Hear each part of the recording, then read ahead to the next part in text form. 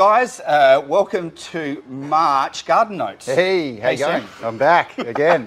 Yeah, by popular demand, they say, so that's all right. No.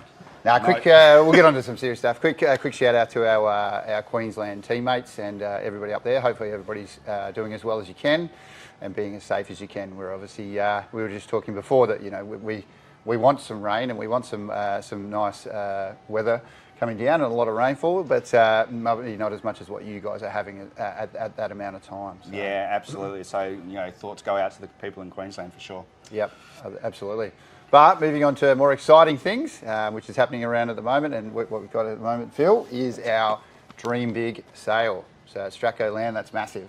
It is the biggest month of the year, I think. So it's currently happening. It's in March, and what we wanted to pump up as well, guys, was we've got an amazing Super Saturday coming up on the 15th of March, which is always an exciting time here down at Stratco land. Anything from manufactured and also from our hardware complement that we have as well. Yeah, it's massive. I mean, you know, it's the sort of the big day that we all come together, and everything that we have virtually is on showcase, isn't it? Really? Absolutely, yeah. Yep. From manufactured, well, we've definitely got 20% off gabled garages, got 20% off patios, and a range of discounts and offers on our fencing and roofing products. And I think your end of town.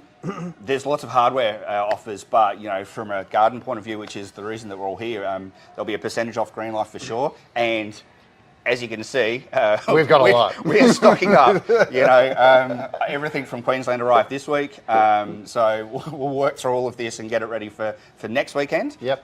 So yeah, huge percentage off Green Life, and this time around we'll also include pots. Ah, excellent. Yeah, fantastic. Onto some garden stuff specific. That's just probably one of the main reasons, obviously, why we're here. First thing we wanted to kick off was exactly that. You know, we're probably a bit sporadic with the weather and things like that, but for me, I'm forever weeding out the front and stuff like that. So we're just kicking off with a bit of glypho weed kill. Obviously, in a concentrate's a better way to go, but so therefore you can mix it up yourself. And remember, I think Phil gave us a quick handy tip too, guys. That sometimes you can try and almost trick the weeds as well by adding a little bit of feed into that mixture, and I've tried that just of late.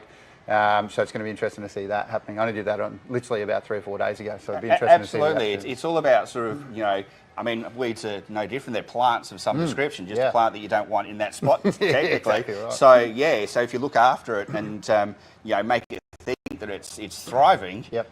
Then they're going to be easier to attack. So you're right. So I mean, we've got here sort of a liquid blood and bone, which you can certainly mix in with that to give it a feed. The reason that we've got that one here though is when it comes to this time of the year, you know, I think we're all sick of watering. You know, we're probably all watered out, and the plants feel the same. You know, with all of that water that we've been giving them to like basically get them through summer.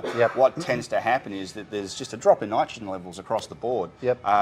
And while, you know, now's the time to be feeding and turning soil over and putting food back into the ground, there's no quicker way than to use a liquid fertiliser. So, I mean, there's plenty to choose from in our range. I just thought that this one, it's a liquid blood and bone. It mixes into watering cans, you know, easy to apply and quite, like, quick acting. So that's what I would be looking to do, you know, for the next couple of weeks, try and get some nitrogen back into the soil. And the physical actives, you know, those sort of people, get in there, start turning it over, mulching, blood and bones, dynamic lifters, different things you can put into the soil. Absolutely. I guess for me, like when you think March, this is sort of your recovery month, you know. Technically, we could be putting in like your winter crops, so you know, collies and broccoli and all those are available. We've got them all in the nursery and stuff like that, but really it's all about soil prep, trying to get whatever water we can back into the ground. So it's probably not a bad time to even be thinking,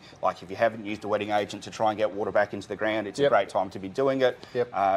You know, unfortunately for us, there is no sign of rain sort of in the near future, so we'll still be relying on, you know, watering by sprinkler or by hand or whatever we're doing.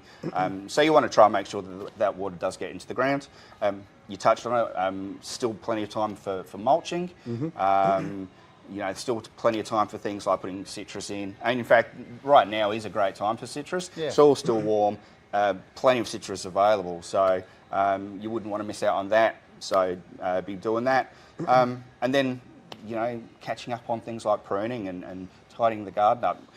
we've talked in previous months about not pruning because of the heat. Yes. But I mean, you can see now. I mean, when we rocked up this morning, it was pretty dark still, Yeah, and it's yeah. getting darker earlier. So, Yep. so the sort of the length of the day is definitely shorter. So even if we're seeing 30 degrees, it's for a much shorter period of time. Yep. So plants are a lot safer. So if you wanted to get in now and start to prune off some of the damage from summer, you could certainly look to do that as well. Yep. And we're talking about that. We were really leading into the fact that we have, obviously, roses is one of those things you start to certainly prune back.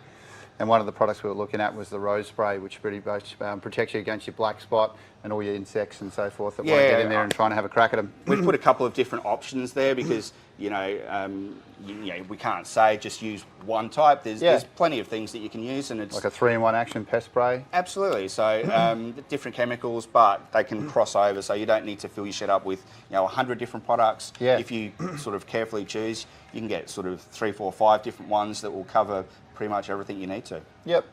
And then the other tip, we were just talking a bit of an old school thing, you reckon, when it comes to comes to alum. Absolutely. Alum? Well, it's not, it's alum. Alum, okay.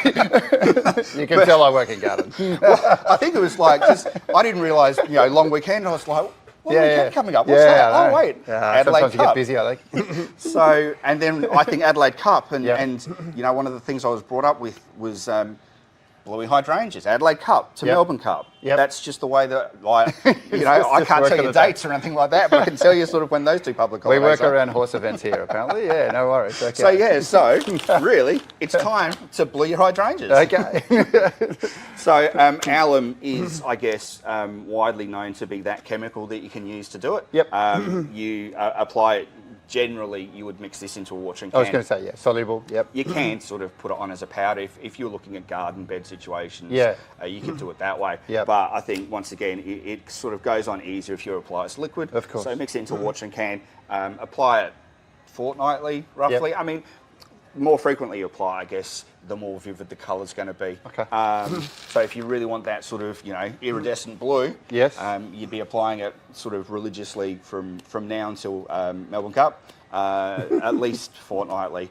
Or, I guess the flip side of it is, if you wanted to have sort of a more vividy, reddish, pinkish type colour, you'd go the other way and you'd look to apply some sort of a lime product to change to a more alkaline soil. And there's dolomite lime and those sorts of things that you can add into the soil if you needed to do that, for sure. And just like lastly before we go, we always need to talk about my favourite, which is lawn. So I know he said obviously it's really, really hot. So obviously I've been mowing and so forth and potentially keeping it a little bit higher just to try and help retain a bit of that moisture and stuff like that. As we are cooling down, is it a time to feed it again as before we're going into, say, the winter or the real autumn sort of months? Absolutely. I think March, April is that time of year to be thinking about feeding everything. So lawn's no different. You can start to think about perhaps even cutting it a little bit shorter than you would have. Sure. You sort of leave it long through the summer to try and get as much water retention down by the root, so that you're not watering it as much. But now you can start to cut it a little bit shorter if you wanted to. But definitely look to get some feed into it. Maybe rake out a bit of that thatch as well. Just before the winter comes on. Awesome. And if it doesn't work out, we've got a great new range of synthetic lawn. We've got plenty. That's exactly right. We do have a huge brand new range of synthetic lawn too, guys, so make sure you check that out. I've got obviously the real stuff at home, and it's certainly one of those therapeutic things for me to get out there for a couple of hours and mow it and trim it and everything else there, but not everybody's kettle of fish. So we do have a great range of synthetic lawn products as well that you can certainly buy, which are on the back of our fantastic big sale catalogue. So perfect time for that. No, exactly. But again, look, just a quick shout out to the Queensland guys. Hope you're going okay. Yeah, absolutely. And you and I, hopefully you, will be back April to do this again. Yeah, definitely. Yeah, no, we'll see you soon. All right, thanks. Thanks very much.